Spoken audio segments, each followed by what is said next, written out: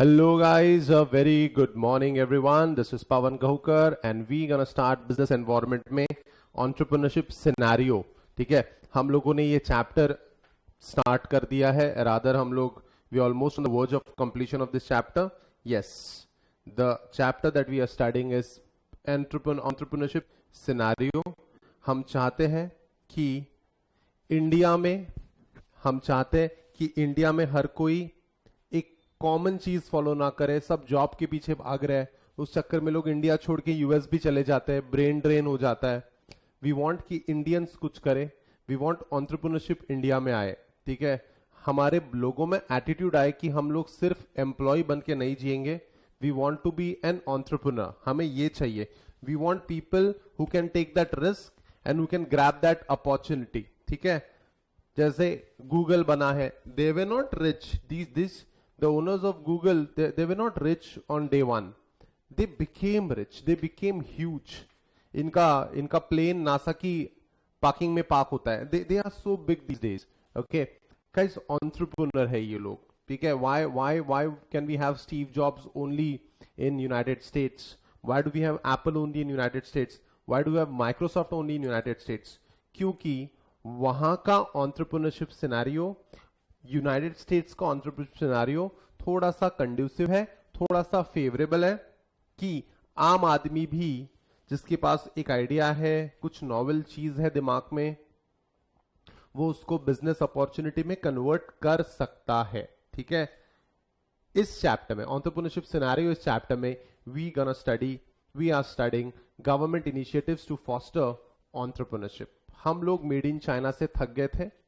ठीक है, हम लोग मेड इन चाइना से थक गए थे, इसलिए हमने जो पहला पॉलिसी बनाया वो था मेक इन इंडिया. लेकिन सिर्फ कागज पे पॉलिसी बनाने से काम नहीं चलता. ठीक है, हमें एक इंडस्ट्रियल हब बनाना था. ठीक है, मल्टीपल एरियाज में हम चाहते थे कि इंडियन प्रोडक्ट आए, right from automobiles, chemicals, information technology, pharmaceuticals, textiles. कौन सा इंडस्ट्री है ये? Aviation industry. ठीक है, लेदर इंडस्ट्री. और ये कौन सी इंडस्ट्री से रिलेटेड होगा? Tourism, hospitality, wellness, infrastructure, railways, ये सब. ठीक है, हमें चाहिए था. लेकिन उसके लिए, ठीक है, उसके लिए हमको चाहिए फॉरेन डायरेक्ट इन्वेस्टमेंट, एफडीआई हमको चाहिए. तो एफडीआई चाहिए, तो एफडीआई करने के लिए पहले प्रोजेक्ट्स तो चाहिए. एफडीआई करने के लिए पहले प्रोजेक्ट्स तो चाहिए. मान लेते इंडिया के बाहर से 100% पैसा ले आएंगे, लेकिन पहले लोगों के पास कुछ बिजनेस चाहिए जो बाहर के लोगों को प्रॉमिसिंग लगे. तो इसलिए मेक इन इंडिया के बाद दूसरा concept stand up India. Stand up India में क्या होता है, जल्दी बताओ, make it fast. Stand up India में क्या होता है?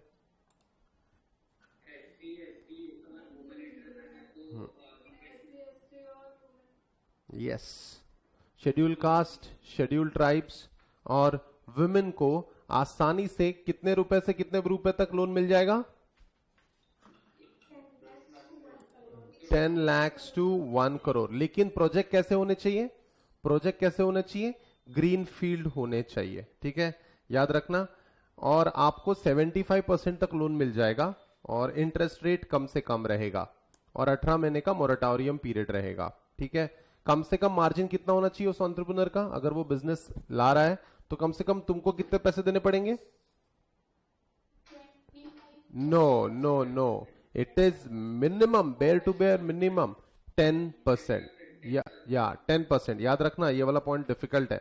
उसके बाद स्टैंड अप इंडिया के बाद स्टार्टअप इंडिया कंसेप्ट. ठीक है, स्टार्टअप इंडिया. सो अगर किसी के पास नया आइडिया है, ठीक है, तो स्टार्टअप इंडिया के अंदर रजिस्टर कराओ. स्टार्टअप इंडिया के अंदर आप रजिस्टर कराओगे तो आपको मल्टीपल बेनिफिट्स मिलेंगे. ठीक है, वेल्थ क्रिएशन वगैरह होगा, पूरा काम सिंप्लीफाई हो जाएगा, आपको फाइनेंशियल बेनिफिट मिलेंगे. Raise your hands. पेटेंट से रिलेटेड फाइनेंशियल बेनिफिट्स क्या है? पेटेंट से रिलेटेड फाइनेंशियल बेनिफिट क्या है? Yes, very good Shivnath. हम लोगों को पेटेंट से रिलेटेड जो भी कॉस्ट है, जो कि हैवी होता है, तो हम लोगों को अगर तुम बचपन से ही साइंटिस्ट किस्म के थे और तुमने कुछ नया प्रोडक्ट बनाया तो उसको पेटेंट कराना पड़ेगा। पेटेंट कराने के बाद पहले पैसे तो तुम दोगे, उसके बाद 80% पैसा तुमको वापस मिल जाएगा, that is called as a rebate. उसके बाद स्टार्टअप इंडिया के अंदर रजिस्टर कराओगे तो आपको टैक्स बेनिफिट मिलेगा। ठीक है, raise your hands. Tax benefit कितने साल के लिए मिलता है? Very good Karishma, very good Sumedh, very good Samriddhi and very good Mugdha. ठीक है, very good, keep it up. 3 साल तक आपको कोई टैक्स नहीं पे करना है। उसके बाद रजिस्ट्रेशन, सिंगल विंडो से रजिस्ट्रेशन हो जाता है। Raise your hands. ये गवर्नमेंट टेंडर वाला क्या पॉइंटर है? गवर्नमेंट टेंडर में क्या होगा? स्टार्टअप को क्या मिलेगा? यस, प्रायोरिटी मिलेगी। ठीक है, स्टार्टअप को प्रायोरिटी मिलेगी। परफेक्ट। और ये स्टार्टअप फेस्ट जो होता है, स्टार्टअप फेस्ट जो मुंबई, पुणे, नागपुर हर जगह हुआ है, स्टार्टअप फेस्ट से फायदा क्या मिलता है? जल्दी बताओ।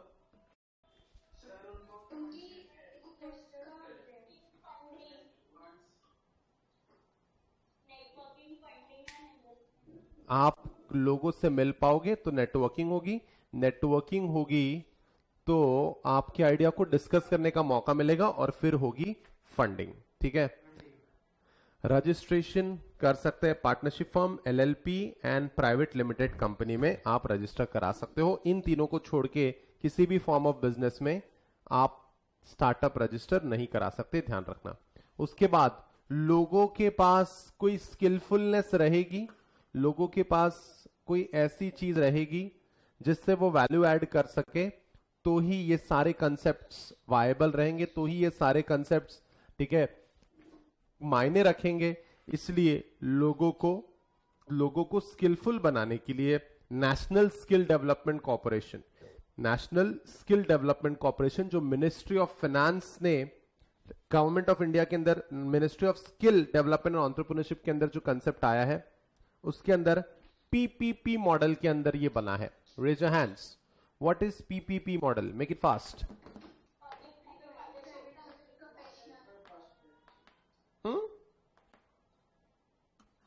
पीपीपी जल्दी बताओ। Public private partnership model. Very good, it is public private partnership model. Raise your hand. Public का कितना शेयर रहेगा और प्राइवेट का कितना शेयर रहेगा?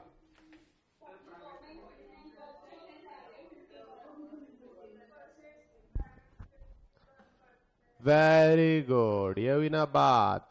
ठीक है, पीपीपी मॉडल के अंदर जो गवर्नमेंट का शेयर रहेगा दैट विल बी 49% और जो प्राइवेट सेक्टर का शेयर रहेगा दैट विल बी 51%। ये तो लिख ही लिया होगा ना तुमने कल, हाँ या ना? या प्रधानमंत्री कौशल विकास योजना, प्राइम मिनिस्टर कौशल विकास योजना, इसके अंदर प्रधानमंत्री कौशल केंद्र बने हुए हैं जो लोगों को ट्रेनिंग देंगे, बेस्ट ट्रेनिंग देंगे। और ट्रेनिंग देने के लिए जो भी सेंटर्स है उनको फंडिंग देंगे और उनको अपना ट्रेनिंग सेंटर चलाने के लिए पैसे देंगे। तो बेसिकली अगर हम लोग देखें तो हमने अब तक इस चैप्टर में पढ़ा है मेक इन इंडिया, पहला कंसेप्ट, दूसरा concept stand up India and third concept जो हम अभी पढ़ रहे हैं वो है स्टार्टअप इंडिया। ठीक है, स्टार्टअप इंडिया के बाद जो फोर्थ कंसेप्ट जो हम अभी पढ़ रहे हैं वो कौन सा है? Skill India. ये सब जो हम लोग चीजें पढ़ रहे हैं ना स्किल इंडिया के अंदर पढ़ रहे हैं। तो स्किल इंडिया अभी वाइंड अप हो जाएगा थोड़े समय में। ओके, हम लोग कौन से पेज पे थे? Page number 113। ओए हेलो, हम लोग कौन से पेज थे? No 113। I am so sorry, it should be 113 क्योंकि हमारा स्किल इंडिया थोड़ा हो चुका था, उसमें हमारा इंटरनेशनल स्किल ट्रेनिंग बचा हुआ था। एम आई राइट? देखो जरा। Yes, international skill training. Guys कैसा है ना, हमारा जो प्रोडक्ट है ना, हमारा प्रोडक्ट, ठीक है, जैसे इंडियन फोन्स में और एप्पल में अभी भी डिफरेंस है, आप समझो। I hope I am right. Indian phones में इंडिया की जो कंपनीज है माइक्रोमैक्स वगैरह वगैरह, उसमें और एप्पल में अभी भी डिफरेंस है। इसका मतलब हमारे लोगों में, हमारे ह्यूमन कैपिटल में वो इंटरनेशनल लेवल का स्किल नहीं है। तो इंटरनेशनल लेवल का स्किल नहीं है, ये बोल के हम रो नहीं सकते सर इंटरनेशनल लेवल का स्किल नहीं है ना, तो ट्रेनिंग दो और वो स्किल लाओ। Let's check it out. आ जाओ पेज नंबर 113 पे। International skill training, a country's ability and potential for growth is determined by the size of its youth population. What say? जितना ज्यादा यंग पॉपुलेशन उतना ज्यादा अच्छा। क्यों? यंग पॉपुलेशन ज्यादा रहा तो क्या होगा रे? तुम बताओ, तुम यंग हो क्या? Are you young? Sorry Karishma. हाँ, नए लोग नया टैलेंट लेके आएंगे। और कुछ? और कुछ? यूथ का क्या फायदा होता है? एक मिनट, तुम लोग यंग हो क्या पहले ये बताओ। आधे लोगों को तो पता ही नहीं हम यंग हैं।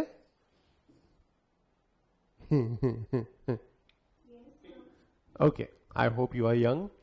अब जो यंग बंदे होते हैं ना, वो मेहनत कर पाते हैं यार। वो डिपेंडेंट पॉपुलेशन नहीं है, वो ऐसी पॉपुलेशन है जो हार्डवर्क कर सकती है। तो this is very important. Youth today need to be harnessed, यानी यूथ को थोड़ा सा डायरेक्शन देना पड़ेगा, ढूंढना पड़ेगा, उनको मोटिवेट करना पड़ेगा। Harness motivated skilled and streamline to bring rapid progress for the country. India has a relative advantage at present over other countries in terms of distribution of youth population, even when compared to large fast growing economies like China and Indonesia. India में young population बहुत ज्यादा है, China में और Indonesia भी developing countries है, लेकिन यहाँ पे थोड़ी ज्यादा एजेड पॉपुलेशन है। The two major countries other than India which determine the demographic features of Asia. अब इंटरनेशनल ट्रेनिंग देनी है तो इसके लिए हमने एक बनाया skill development and entrepreneurship policy. Let's check it out. क्या क्या होता है इसमें? Recognise the imperative need for skill development. What do you mean by imperative? What do you mean by the word imperative? Imperative means importance of something. Like आपके लिए बहुत imperative है कि आप आज मेहनत करें। व्हाट से? दो किस्म के लोग होते हैं, देखो, या तो आज मेहनत कर लो या तो 30 साल के होने के बाद मेहनत कर लो। Very simple. अगर आज मेहनत कर लोगे तो everything will be good for the future, लेकिन आज चिल करोगे, आज आराम करोगे तो फिर 30 साल की उम्र के बाद ज्यादा मेहनत करनी पड़ जाएगी। चलो कोई बात नहीं, your future is in your hand. Recognising the imperative need for skill development, national skill development policy was formulated in 2009। Guys, MCQ gold. National Skill Development Policy was formulated in 2009. National Skill Development Policy was formulated in 2009. Given the vast paradigm shift in the skilling and entrepreneurship ecosystem in the country, given the vast paradigm shift in a very model shift है, काफी ज्यादा shift हुआ है ये। given the past paradigm shift in the skill and entrepreneurship ecosystem in the country, the experience gained through implementation of various skill development programs, a need was felt to revisit the existing policy to align the policy framework with the emerging trends in national and international milieu यानी environment। ठीक है, the meaning of the word milieu is nothing else but environment। guys, हम लोग जैसे आप लोग जो है, क्या आपके पेरेंट्स के कंपैरिजन में मॉडर्न हो? व्हाट से? क्या आप आपके पेरेंट्स के कंपैरिजन में मॉडर्न हो? यानी हम आपको पेरेंट्स को बुरा नहीं बोल रहे, लेकिन रिलेटिव बेसिस पे क्या हम उनसे मॉडर्न है? Yes no? उनसे तो हम लोग थोड़ा सा एक कदम आगे ही है। When it comes to lifestyle, when it comes to the thought process, हम लोग थोड़ा नया सोच पाते हैं। वैसे ही अगर हम लोग बात करते हैं स्किल डेवलपमेंट एंटरप्रेन्योरशिप पॉलिसी की, तो हमारे पास पहले भी पॉलिसी थी, लेकिन कैसा है ना, इंटरनेशनल सिनेरियो इतनी जल्दी बदलता है कि हमको नई पॉलिसी, एग्जिस्टिंग पॉलिसी को लेके थोड़ा सा सीरियसली सोचना पड़ेगा और कुछ नया करने की कोशिश करनी पड़ेगी। और इसके लिए एक नया पॉलिसी बना 2015 में। देखो, Accordingly, the government framed the National Policy for Skill Development and Entrepreneurship 2015. So 2015 में एक नया पॉलिसी बना entrepreneurship को लेके. The primary objective of the policy to meet the challenge of skilling at scale with speed. आप कुछ नया सीख रहे हो, वो जल्दी सीखना है, स्पीड में, प्रोडक्ट स्टैंडर्ड बनने चाहिए और सस्टेनेबिलिटी होनी चाहिए. यानी क्या? लॉन्ग टर्म होनी चाहिए कोई भी चीज. Everything should be long term. Sustainability guys, इसमें से quality is the main idea. आप समझो, कोई भी प्रोडक्ट अगर चलना है ना, अगर कोई भी प्रोडक्ट को चलना है तो सबसे मेन चीज है उसमें क्वालिटी. आपके प्रोडक्ट में क्वालिटी आना चाहिए, लेकिन उसके लिए जो स्किल है वो जल्दी डेवलप होनी चाहिए. तुम लोग बोल रहे हो 20 साल बाद प्रोडक्ट डेवलप होगा, नहीं चलेगा. Sustainability, what do mean by the word sustainability? Sustainability यानी क्या? सस्टेनेबिलिटी यानी जो चीज ज्यादा समय तक चलती है. यस, जो चीज ज्यादा समय तक चलती है, that is called as sustainability. ठीक है. सो 2015 में जो नया पॉलिसी आया, उसने कॉन्सेंट्रेट किया स्पीड पे, स्टैंडर्ड पे और सस्टेनेबिलिटी पे. ठीक है. एमसीक्यू बन सकता है इस पे एमसीक्यू बन सकता है. और आपको जो चौथा ऑप्शन देंगे ना, चौथा ऑप्शन गलत देंगे या तीसरा ऑप्शन गलत देंगे, और आपको क्वेश्चन में पूछा जाएगा which of the following was not considered while developing NPSDE 2015 policy. ऐसा क्वेश्चन बनाएंगे. मेरी बात सुनो, आपको मैं अच्छे से पढ़ा दूंगा. एक एक लाइन पढ़ रहे हैं हम लोग मॉड्यूल का, वो हम लोग तरीके से पढ़ लेंगे, वो हम तरीके से कर लेंगे. लेकिन लेकिन लेकिन लेकिन लेकिन हमको इस चीज पे ध्यान देना है कि क्या हम लोग एमसीक्यू सॉल्व कर पाएंगे. और इसके लिए जो आप वो 100 पेजेस का बुक बनाए हो ना, बनाए हो क्या तुमने? वो उसमें आप कैसे कैसे लिखते हो उसके ऊपर काफी सारा डिपेंड करेगा. अब हमको देनी है लोगों को ट्रेनिंग, और ट्रेनिंग देने के लिए, ठीक है, हमको, अच्छा ट्रेनिंग कहां मिलेंगी? इंडिया में मिलेगी या इंडिया के बाहर मिलेगी? क्या लगता है आपको? इंडिया में ट्रेनिंग मिलेगी तो हम लोग दूसरी कंट्रीज की क्वालिटी कैसे मैच कर पाएंगे, दूसरी कंट्री का स्टैंडर्ड कैसे मैच कर पाएंगे? इसलिए हमारे लोगों को भेजा जाता है दूसरी develop countries like United states, US भेजा जाता है लोगों को ऑस्ट्रेलिया भेजा जाता है. ठीक है. लोगों को दुबई भेजा जाता है, लोगों को यूके भेजा जाता है, ऐसी जगह भेजा जाता है. ठीक है. अब हमारे एंटरप्रेन्योर्स को जो लगता है कि यार ये सही में जबरदस्त है, हमारे एंटरप्रेन्योर्स को यूएस भेजने वाले हैं, और इंडियन लोग अजीब बिहेव करते हैं. आपको तो पता ही है ना. हमारे लोग यूएस जाएंगे ट्रेनिंग करने के लिए, इनको वहां पे ढंग से चीजें समझे, इसके लिए प्री डिपार्चर ओरिएंटेशन ट्रेनिंग होता है. यानी यूएस में जाने से पहले, भैया रुको, वहां पे एकदम से बीच में से उठ मत जाना, ओ मैडम मेरे को ये नहीं समझा, 1 मिनट. ठीक है. आपको यूएस में, यूके में, ऑस्ट्रेलिया में, दुबई में ट्रेनिंग मिलेगी. उसके लिए तुम लोगों को हम पहले थोड़ा सिखा देंगे कि वहां पे कैसे सवाल पूछना है, कैसे बैठना है. Pre departure orientation training. What do you mean by pre departure? दिमाग लगाओ. प्री डिपार्चर यानी क्या? यूएस में, यूके में जाने से पहले, वहां जाने से पहले ही थोड़ा आपको ट्रेनिंग दे देंगे. थोड़ा सा प्रिपेयर्ड होना बहुत जरूरी है. ठीक है. जैसे हम लोगों के साथ होता था बचपन में, जब भी हम लोगों को पेरेंट्स किसी पार्टी में वगैरह ले जाते थे या किसी रिश्तेदार के यहां ले जाते थे, तो पहले सिखा के भेजते थे. देख, वहां पे किसी ने नाम पूछा तो अच्छे से जवाब देना. ठीक है. यहां वहां नहीं देखना.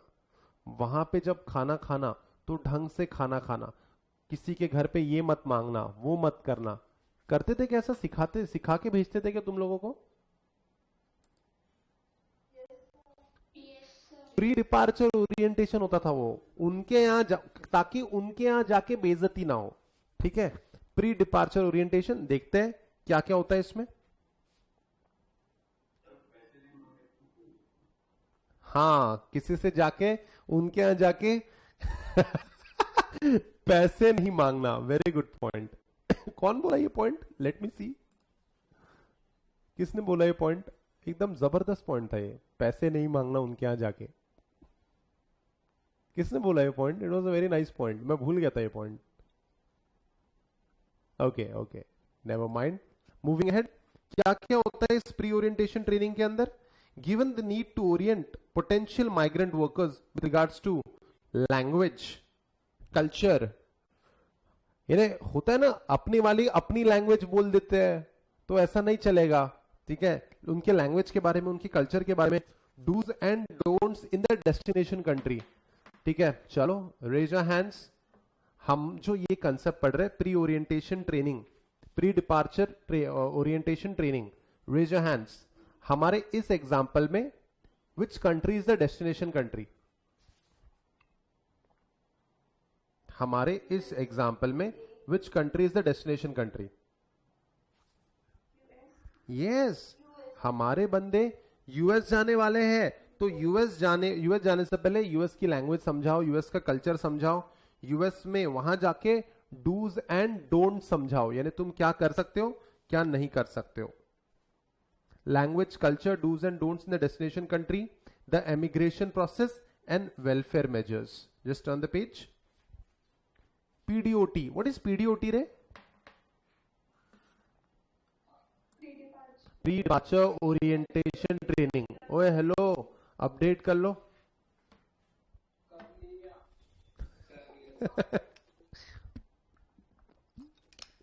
अगर तुमने कर लिया तो तुम क्या हो? बोलो जल्दी, गिव मी द वर्ड। नहीं, होशियार नहीं रे रिया, होशियार नहीं। अगर तुमने कर लिया तो तुम क्या हो? क्या बोला करिश्मा तुमने? The word is, yes Sumit, the word is proactive. You are proactive. Very good. Keep it up. Next, PDOT program has been launched. ठीक है? The Ministry of External Affairs, MIA, is in collaboration with Ministry of Skill Development and Entrepreneurship is conducting the PDOT program, and SDC is implementing agency of the program. ठीक है? अब दो type के course है, जैसे एक होता है क्रैश कोर्स और दूसरा होता है रेगुलर कोर्स। होता है क्या ऐसा? कभी सुना है कि तुमने क्रैश कोर्स वगैरह वगैरह ऐसा सुना है क्या?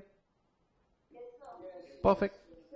तो एक है रेगुलर कोर्स पीडीओटी का और एक है वन डे रिविजनरी पीडीओटी का, ठीक है? दो वेरिएंट्स है। देखो, longer variant of PDOT, that is 160 hours, was offered at all IISCs, which consisted of countries orientation, language and digital literacy. So guys, एक जो लॉन्गर वेरिएंट है पीडीओटी का, दैट इज फॉर 160 आवर्स, और जो शॉर्टर वेरिएंट है that is for 1 day. ठीक है? तो जल्दी से ये डायग्राम बना लो, ठीक है? जल्दी से ये डायग्राम बना लो। एंड आई गेस समय कितना बचा है?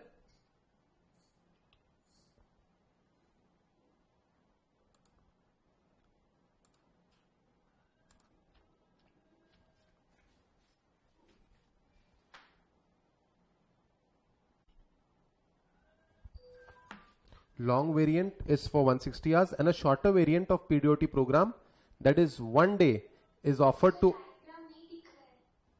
नहीं दिख रहा, सॉरी। ओके, सो तो दो चीजें थी। एक था 160 आवर्स वाला एक कोर्स था, लॉन्गर वेरिएंट ऑफ पीडीओटी, और एक था 1 डे वाला। So let's check it out. 1 day का थ्योरी पढ़ लेते हैं। The shorter variant of PDOT program, that is 1 day ongoing, is offered to all migrant workers. Migrant है क्या? What do you mean by migrant? What do you mean by migrant? जो training के लिए US जाने वाले, ठीक है? जो ट्रेनिंग के लिए यूएस जाने वाले, yes, migrant workers who are likely to depart soon and register for training through registered recruitment agents. Recruitment agents यानी जो लोग ऐसे लोगों को ढूंढ के लाते हैं और इनको इस ट्रेनिंग के लिए क्वालिफाई करवाते हैं, रजिस्टर करवाते हैं। PDOT, just a moment. PDOT program is delivered by trainers who have undergone training of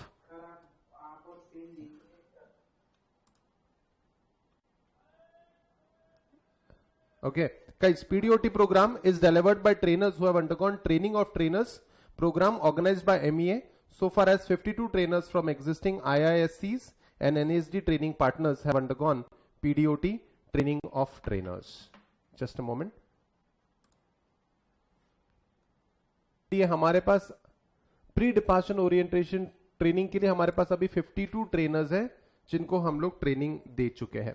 उसके बाद technical intern training program. Which country is this? Which country is this? India के साथ कौन सी कंट्री का फ्लैग है?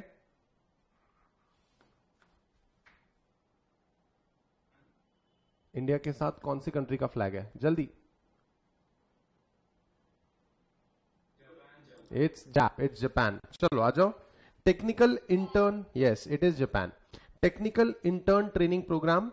The program promotes international collaboration through transfer of skills, technology, and knowledge among the participating country, thereby contributing towards human resource development. What is human resource development? Human resources में अगर technology से related knowledge आ जाए तो वो human resource develop हो जाता है, employable बन जाता है, काम आने लगता है, वो वैल्यू एडिशन करता है वो. It offers training to workers for a specific period. कितने साल का ट्रेनिंग है? टेक्निकल इंटर्न ट्रेनिंग प्रोग्राम कितने साल का पीरियड है? It is 3 to 5 years training in Japan. 3 to 5 years in Japan industrial society. यानी टेक्निकल इंटर्न ट्रेनिंग प्रोग्राम के अंदर हमारे बंदे जापान जाके ट्रेनिंग लेंगे 3 से 5 साल के लिए. The objective is to ensure that most competent youth is selected and sent to Japan to participate in TITP. What is TITP रे? What is TITP? TITP? Anyone? Technical intern training program. It is technical intern training program. Yes. Very good. The objective is to ensure that most competent youth. What do you mean by competent? The word competent यानी क्या होता है? What do you mean by the word competent youth? जो सबसे काबिल है, उन्हीं को ट्रेनिंग दी जाएगी. जो सबसे काबिल है उन्हीं को जापान भेजा जाएगा ट्रेनिंग. सो जो सबसे ज्यादा कंपीटेंट यूथ होते हैं उन्हीं को जापान भेजा जाएगा. ठीक है, ये सब मिनिस्ट्री ऑफ स्किल डेवलपमेंट और एंटरप्रेन्योरशिप कर रहा है. The ministry of skill development and entrepreneurship, government of India and ministry of justice, ministry of foreign affairs, ministry of health, labour and welfare of Japan signed a memorandum of cooperation. ठीक है, इन्होंने they have signed a memorandum of cooperation कि हम लोग एक दूसरे की help करेंगे. Initiating the technical intern training program in India in October 2017. So guys, again the date is there. ठीक है, एक डेट आ गई जो इंपॉर्टेंट है. अक्टूबर 2017 में ये साइन हुआ था and that is helping India lot. क्या करने में हेल्प कर रहा है? इंडियन लोगों की स्किल डेवलपमेंट में हेल्प कर रहा है. ओके, और इसके बाद जो स्किल इंडिया के अंदर, ठीक है गाइस, जस्ट अ मोमेंट, अब तक हमने कौन से कंसेप्ट पढ़े हैं इस चैप्टर के अंदर? मेक इन इंडिया, उसके बाद स्टैंड अप इंडिया, उसके बाद स्टार्टअप इंडिया, और जो अब भी हमने कंप्लीट किया वो था स्किल इंडिया. अब जो लास्ट कंसेप्ट है इस चैप्टर के अंदर वो है the fifth concept, investment in physical infrastructure. एक बात दिमाग में फिट करो, फिजिकल इंफ्रास्ट्रक्चर इज एवरीथिंग. जब तक के रोड्स नहीं रहेंगे, जब तक के एयरपोर्ट्स नहीं रहेंगे, पोर्ट्स नहीं रहेंगे, जब तक के ट्रेन्स नहीं रहेगी, जब तक के मेट्रो नहीं रहेगी, तब तक कुछ नहीं होना है किसी भी कंट्री का. चलो let's check it out. India's infrastructure development has not kept pace with the economic growth as it continues to be beleaguered the peculiar problems. Beleaguered यानी तकलीफ दे रहा है, पेरिनियल प्रॉब्लम्स यानी जो पहले से प्रॉब्लम चलती आ रही है वो. To name a few, these challenges revolve around poor project management, financing and regulation, the rising demand for infra facilities, rapid growth in urbanization, bulging of the middle class, यानी middle class बढ़ रहा है, and increasing working age population would endanger substantial increase in infrastructure investment during will engender substantial increase in infra investment during the next few years. तो जैसे जैसे population बढ़ रहा है, जैसे जैसे मिडिल क्लास अच्छा बन रहा है, जैसे जैसे लोग काम करने वाले बढ़ रहे हैं, तो इंफ्रास्ट्रक्चर की जरूरत पड़ेगी और इन्वेस्टमेंट भी बढ़ेगा. Sustained investment in infra is one of the key imperatives for turning the Make India vision into reality. Guys, आपने देखा होगा पिछले 3-4-5 साल में हर सिटी में मेट्रो आने की कोशिश कर रहे हैं. पुणे, नागपुर, बहुत सारी सिटीज है जहां पे मेट्रो आ रहा है. ठीक है, क्यों? It is a part of investment in infrastructure.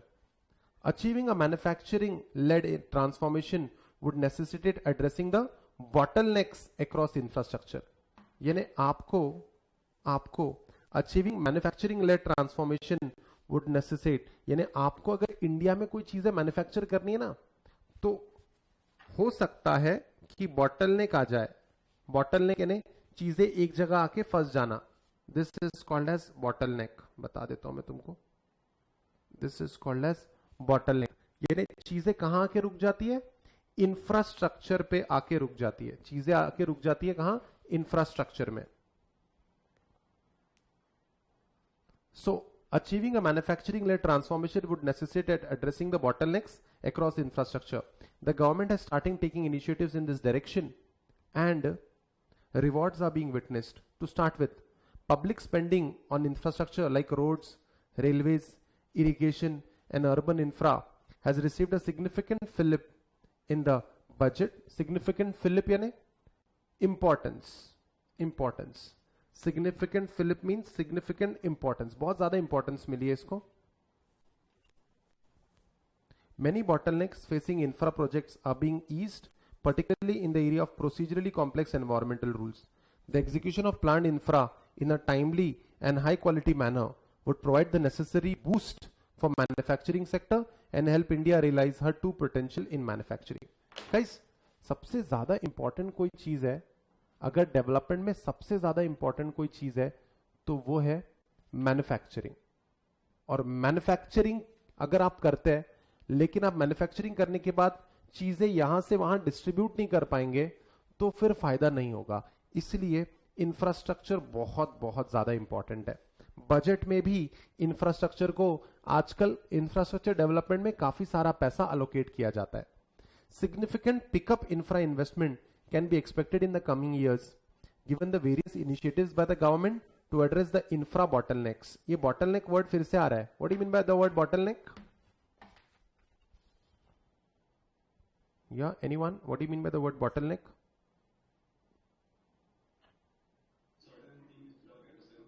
या कोई चीज कहीं पे जाके स्टकअप हो जाती है, कोई चीज स्टकअप हो जाती है, that is basically called as a bottleneck. Barrier, yes, it's a kind of barrier. Next, the government strategy to increase investment in infra through combination of public investment and public private partnership.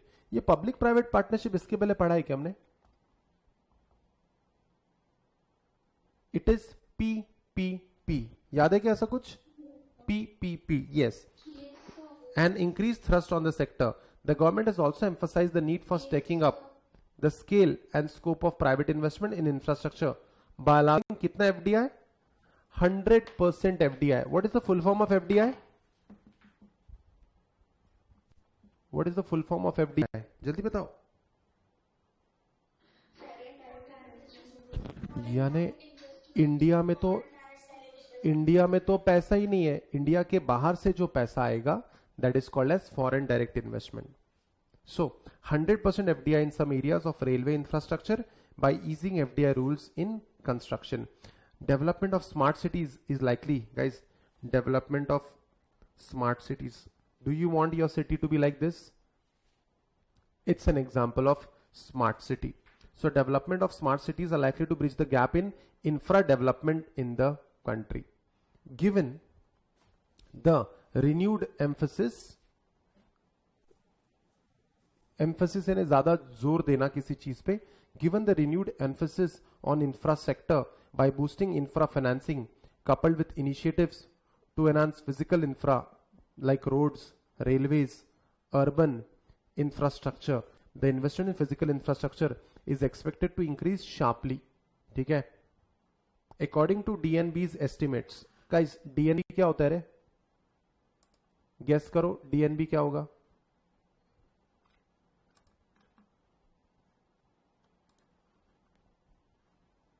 DNB is Dun and Bradstreet. It is the name of the agency जो analysis करती है। It is the name of the agency जो analysis करती है। कल जाके CS बनने के बाद आप ऐसी किसी फर्म में एनालिसिस करोगे, ठीक है। So according to DNB's estimate, physical infra investment is expected to surge to 10.4% of GDP by FY25. What do you mean by FY25? What do you mean by FY25? FY25 यानी क्या? Hello, FY25 any idea? FY25 यानी the financial year. FY25 is nothing else but the financial year 2025 और 10.4% of GDP यानी लगभग कितना रुपया होगा पता है आपको?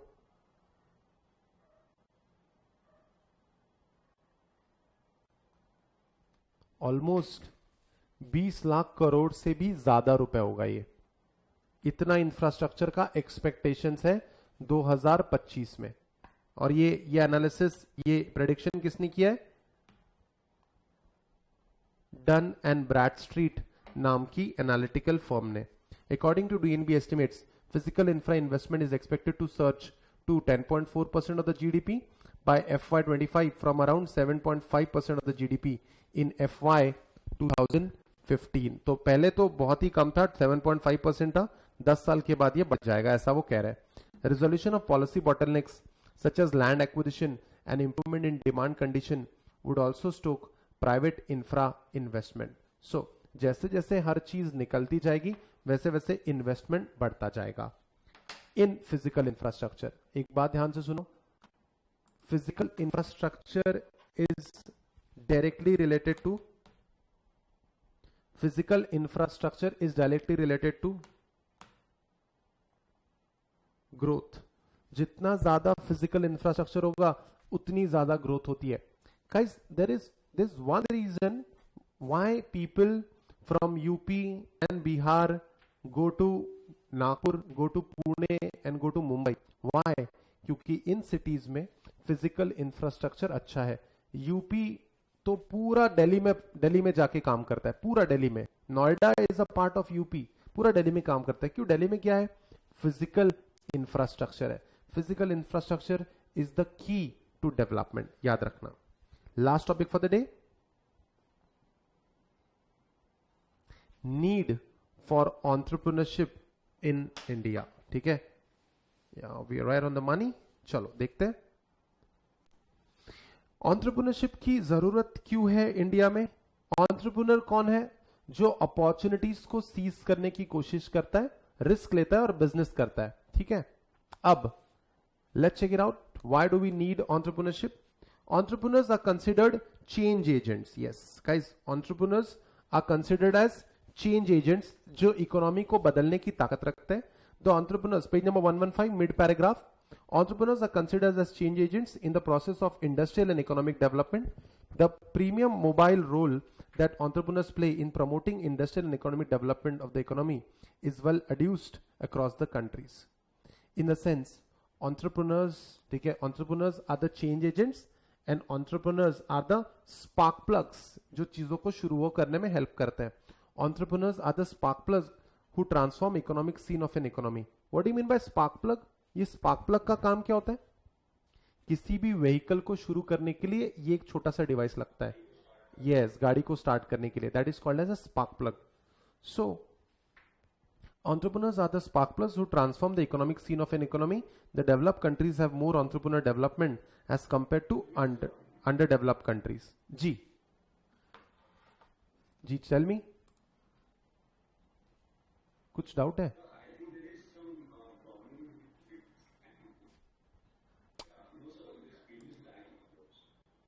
All right, just a moment. All right, guys. The need for entrepreneurship को हम लोग next video में discuss करते हैं. We call it a day here. See you in the next video. Bye. Take care of yourself. Please revise the syllabus. Thank you. Have a good day.